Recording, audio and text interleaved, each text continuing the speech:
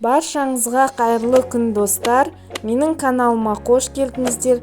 Бүгін сіздермен дәмді, керемет болып шығатын профитролидің рецептімен бөлісемін. Видеоны соңына дейін қараңыздар. Алдымен кремін дайындап аламыз. Жұмыртқаның сарысы, қант қосып, екеуін венчиктің көмегімен жақсылап араластырамыз. Кейін кукурузный крахмал қосамыз.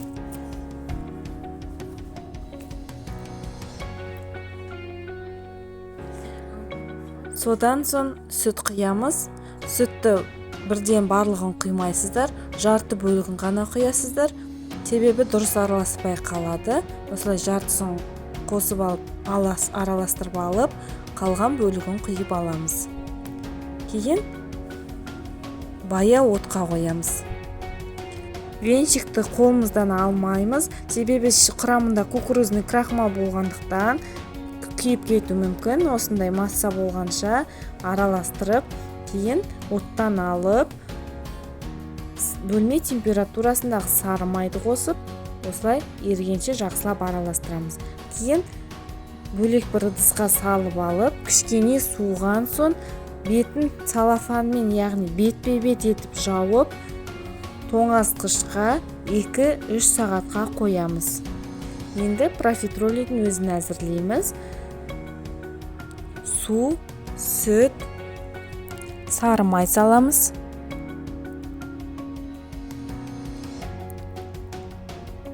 Содан соң қант, тұз салып, барлығын жақсылап араластырамыз.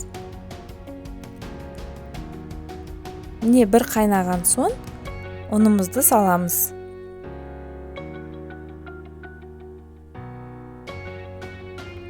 Күрекшенің көмегімен осылай жақсылап араластырып, видеода көрсетілгенде осындай масса пайда болады.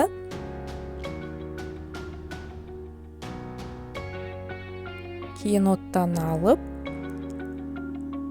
миксерлейміз. Өте қатты миксерлеудің қажеті жоқ, құрамында май еріп кетеді. Сондықтан біраз ғана миксерлеп, суыған соң жұмыртқаны 2-ге бөліп саламыз.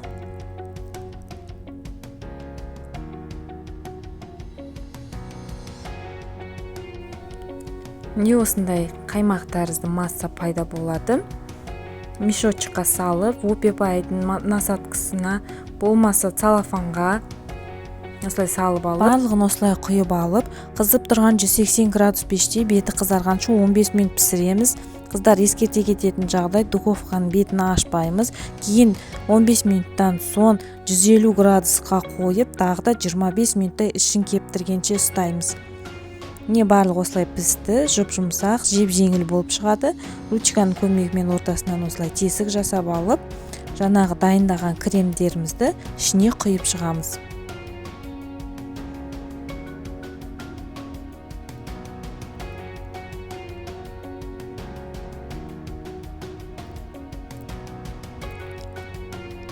Не осылай барлығын құямыз.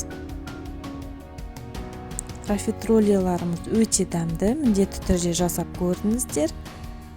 Ортасын кесіп көрсетейін.